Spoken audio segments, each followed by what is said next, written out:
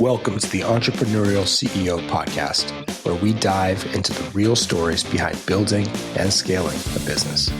Each episode, we sit down with CEOs, founders, and leaders to uncover hard-won lessons in leadership, systems, and team building. Listen in each week to learn directly from real business leaders who have been in your shoes, had success, made the mistakes, and all of the messiness that comes with building a business.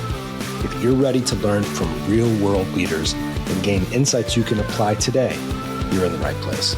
So let's get started. Ivan, thank you so much for your time today. Appreciate you being here, man. All right. Thank you, Andrew. Good to be here.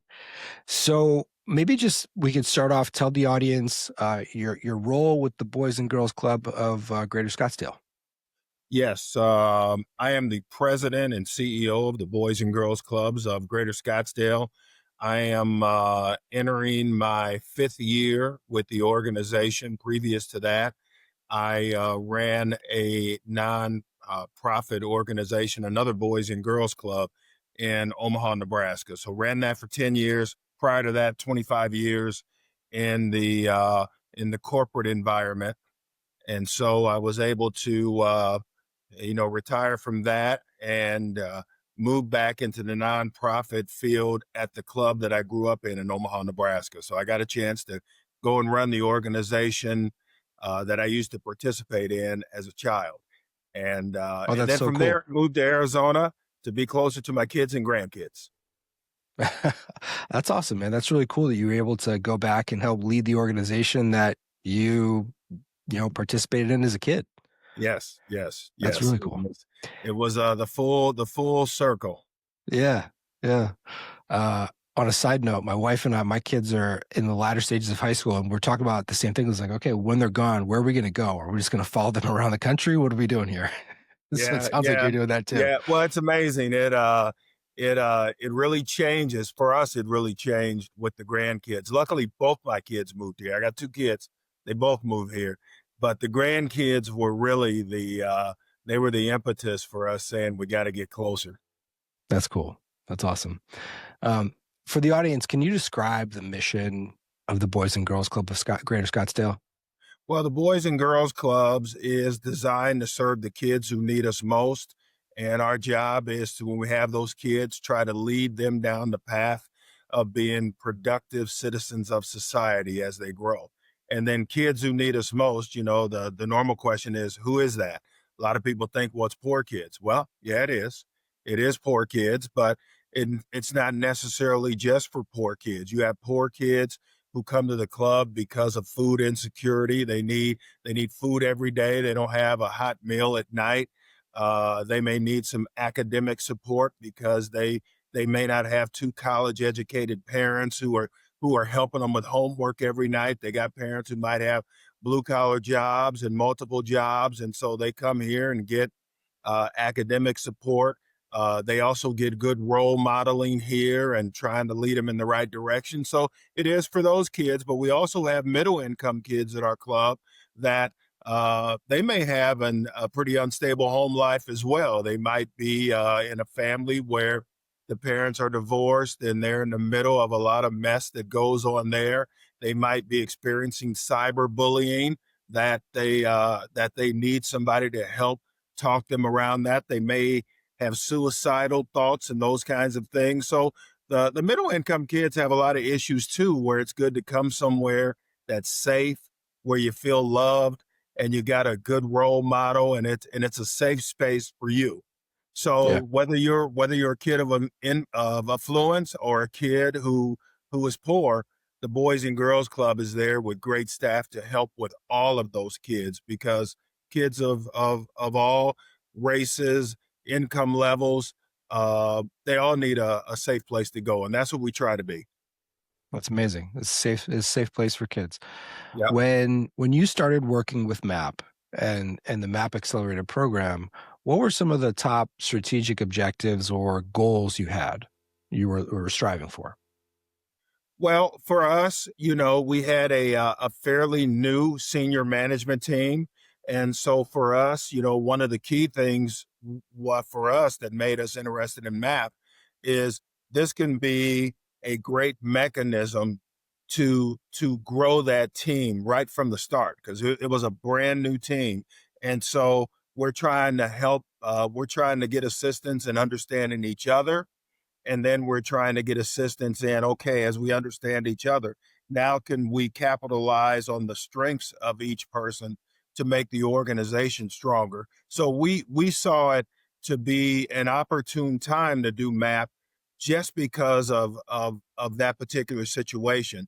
So we did the assessments right up front, which were really, essential in us understanding each other. When you want to have a high productive team, it's pretty important that you understand each other. You understand the things that make people tick, which are important to them, and they understand that things are important to you, and you try to find out better ways to work together. So for us, it was just a great time and a great mechanism to begin to build a brand new team. And then from there, we have to handle all of our strategic initiatives with the club, because people think Boys and Girls Club, they think, play pool, play basketball and all those things. We do all those things because we need those things for the kids to be attracted to come here.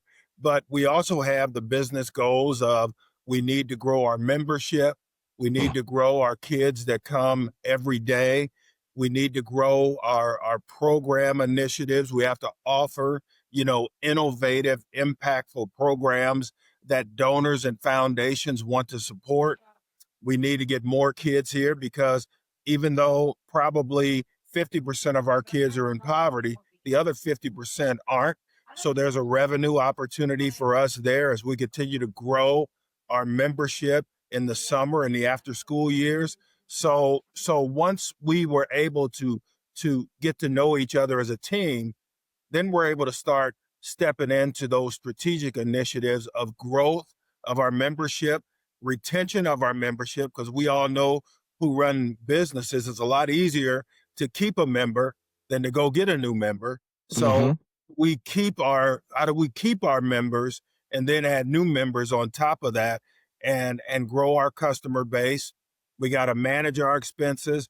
We have to invest in our clubs and make sure they're safe, because parents are, they're entrusting their kids to us, and they want to entrust their kids somewhere that they consider safe.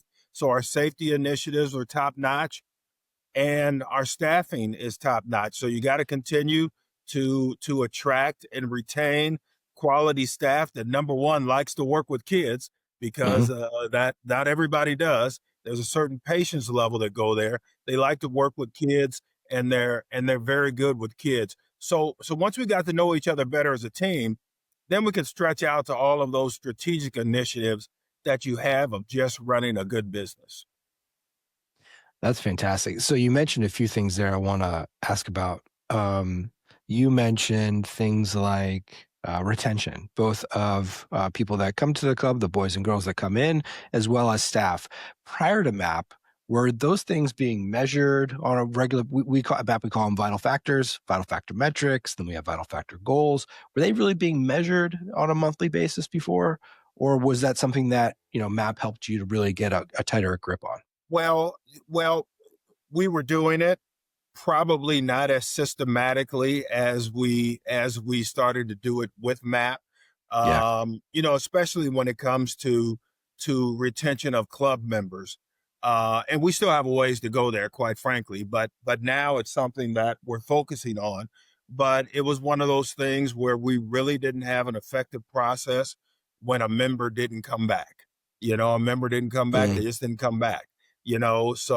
So measuring those members, knowing who they are, and doing appropriate outreach to try to understand the reason why they didn't come back, and Yeah. can we still get them to come back? So it allowed us to get a little bit tighter on that kind of data and that kind of knowledge, so we can then react to it. So like I said, still a work in progress.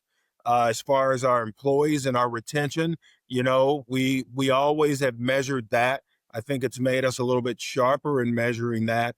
And then it also has allowed us to start to talk about ways to keep more employees, and things above and beyond what they make, because what they make is something we'll always struggle with because we're a nonprofit and most people can make more if they go and work for a for-profit. But there's a certain gratification of working here. So we've got Right. to make sure that difference is not that significant, but we also need to come up with other ways that would make people want to stay here and have a career here. Hi, if you're a CEO out there who's struggling with focus for your company, aligning your team, accountability, if you're struggling with execution, connecting the dots from where you're at to where you want to be, we've got a great program for you here at MAP. My name is Michael Cato. I'm the CEO. Most importantly, I was a client for 15 years, sold my company to a public company, and then bought MAP so that we can help other entrepreneurs with this specific problem. We're a 60-year-old company. We've worked with 170,000 individual executives and CEOs. We've worked with 15,000 organizations. This is what we do. Click the link below to learn a little bit more about how people just like you, CEOs, have transformed their business and ultimately transformed their life by running through the MAP system.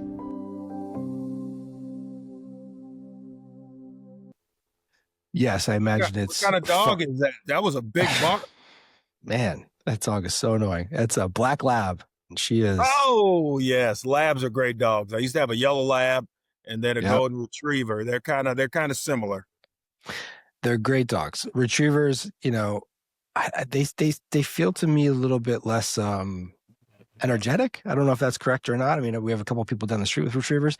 This lab, it's just anytime anybody comes near this house, she just goes bonkers. Yeah. She hates the UPS. Golden, For some reason, hates the UPS guy. I don't know why. well, don't we all? But golden retrievers, they were once voted as top dog or top 2 or 3 dog for children because they're so chill. Yeah. They're great to be around with kids. My yellow lab, we had to put her down early because she had renal dysplasia, so her kidneys weren't growing with her body. But That's terrible. she was kind of hyped up. She was charged up. Well, she'd get along great with my lab. My lab is hyped up. A lot of energy. Yeah. Well, let's talk about, so I think you mentioned a little bit, but I want to ask again, what first attracted you to the MAP program? Well, so it was sort of brought to us. So we have a major long-term funder, actually used to serve on our board for years, but has been a major funder for years, who is apparently good friends with the Thurstons. And so the Thurstons, I think, are a major funder of this program. And somewhere along the line, they started talking about the MAP program and how they fund it and what they've been doing with nonprofits and those kinds of things. And I think it caught the attention of my funder, who then agreed to bring it to us. So she brought it to us and let us know the gist of the program, and basically said she wanted to help the Thurstons and funding this and bringing it to us. So for us, the attractiveness was, for me, I don't know that I would have been attracted to it all the time, but because we were bringing in a new staff, I said, well, this kind of makes sense right now, because first thing you do when you get a new staff is you do some kind of assessment of them and you work through what's the best way to work together. So as I mentioned before, that's what we did. And so this was attractive to me at this point because of that new staff. But still with that, I needed a little bit more. So, I when I was contacted by Ryan, I said, well, can you tell me a few organizations that you've worked with? Because I really didn't want to waste my time or waste my team's time with something that was unproven. And so he gave me 3 or 4 references, and they all came back very positive as something that was very beneficial for their team and something that they've continued to use even after the program ended. And we intend to use it as well, especially the Vital Factors dashboard. We're going to modify it a little bit during this process. There's some things on here that probably aren't as important to us as we thought when we initially put them down. And then we're going to add some new things to it. So, but we're basically going to use the third Monday of each month to kind of continue to use this process here with the vital factors that drive our business every day. That's awesome. That was my next question was going to be like thinking through your MAP journey, which tools have you found to be the most helpful or have the greatest impact? Yeah, well, they were all good. So I will tell you, there were three key components we went through every month. And so the vital factor report, as I told you, is one we're going to maintain and we're going to continue to use it. The recognition was really, really good. We're not going to formally input that into the system as we did before, but that was very, very good because we got a chance to recognize people for things they've done. Probably a little more recognition than we would do normally, but I think everybody was trying to fill up their dashboard every week with recognition, but it was good. It was really good. And then the goals and successes were good. We're still going to do all of those things, but probably in a less formal format. But the vital factors are something that we're like, you know what, as a team sitting down and literally going through all the things on here each month will be beneficial to us in managing the business and beneficial to make sure that we're all talking about the right things each month. So that's kind of our plan going forward of how we plan to use it. But all of those components were really, really good. Could get a little time consuming at times. But it was good that we had the focus to do them every month. But vital factor results are something we're gonna formally do every month. That's great. Since completing MAP or the MAP Accelerator program and going through the program, what have you seen in terms of the key metrics, the vital factor metrics? Have you seen any changes in membership or retention or anything that you're really paying attention to? No, not anything that immediately has changed on those things, but where the benefit is going to be now is that we're looking at them all the time. Yeah. We're looking at them all the time because we're pretty seasonal. So we're pretty seasonal where our summer is the busiest time of the year. So in the summer, we'll see on average 1,200 kids a day. And one day last week, we were seeing 1,300 kids. So that's our big, really boom time. And it basically runs from the day after Memorial Day through July. So it's a pretty short, quick, aggressive season. We hire a lot of people for the summer. And then from August through the next May is our after school program season. So see about 900 kids there a day.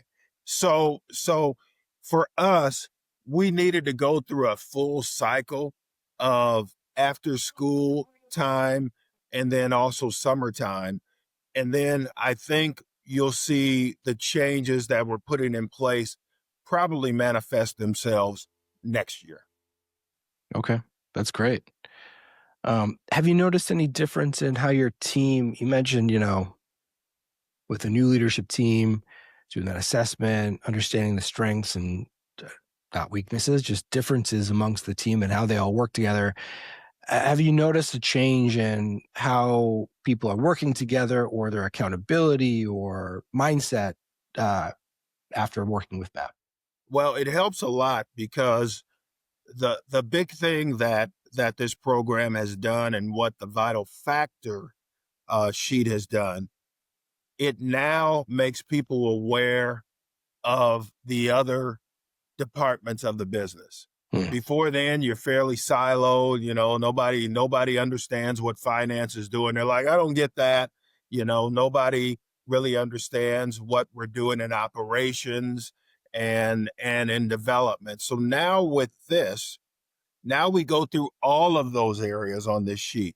So there is an awareness and a knowledge of what's going on in different areas. And then also, how can I work with them to help with some of the key items in their area? So you naturally get that with information sharing because we just weren't sharing. I knew all the information because I'd meet separately with the CFO and I'd meet separately with the chief development officer, and I would meet separately with the chief operating officer. But what this showed us is we weren't meeting and sharing that information with all of the departments. So we all have a clear understanding of how what we do works together to help us meet our strategic goals. So this allowed us to develop that process, that template, and that's why we're going to continue to use it. Love that. Okay. And what kind of difference does a stronger internal organization, what kind of difference does that make for the downstream, for the lives of the kids and the families that you're ultimately serving? Well, it certainly is beneficial that we all be singing from the same hymn book. You know, we need to have a consistent strategy and direction going down from senior management. We need to be aligned on everything that's going on. And if we're aligned and get our branch directors aligned, and we're all, doing things the same way, it's going to have a definite positive impact on our kids. Because if you were to visit our clubs, even though all of our clubs may have a different demographic, this club we have 3 Native American clubs. This club may be all Native American kids. This club may be, kids of all races, but they're all poor. This club may be middle income kids. But at the end of the day, they're all kids.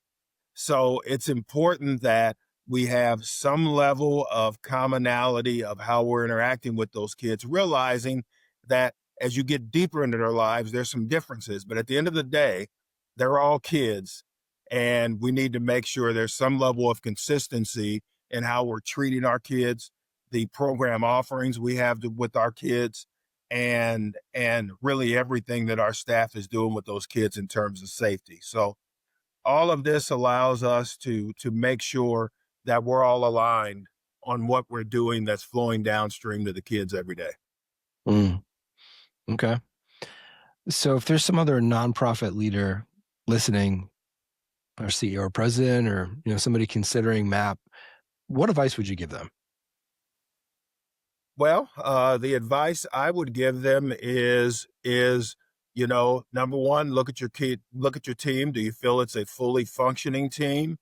If it's not, it's incumbent on you as a leader to make sure that you do everything you can to make sure your team is fully functioning. If you're not a fully functioning team, what are you going to do to get it there?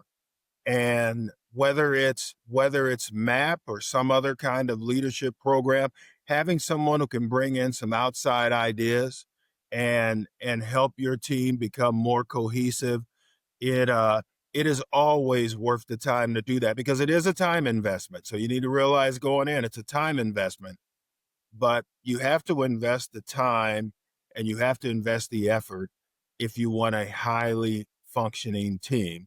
So I would really say very, very straightforward. What do you have to lose? Really, what do you have to lose? If you want the best team you can have, this is a program that comes with great references and a great track record. And as you're trying to build your team and make it, fully functioning, what do you have to lose? So I would highly suggest that they make the investment in themselves, in their team, and in their organization, because it'll prove to be beneficial in the long run. Excellent. Okay. And I guess to wrap, is there anything else that you would want to share about MAP or your experience with the MAP program? I just think it's a very thorough program. It certainly is a team enhancement vehicle. And I believe that any nonprofit who participated in it would see a high level of benefit for the time that they spend doing it. Excellent. Okay. Ivan, thank you so much for your time. Really appreciate it. Yep, no problem, Andrew. If you have any follow-up, just let me know.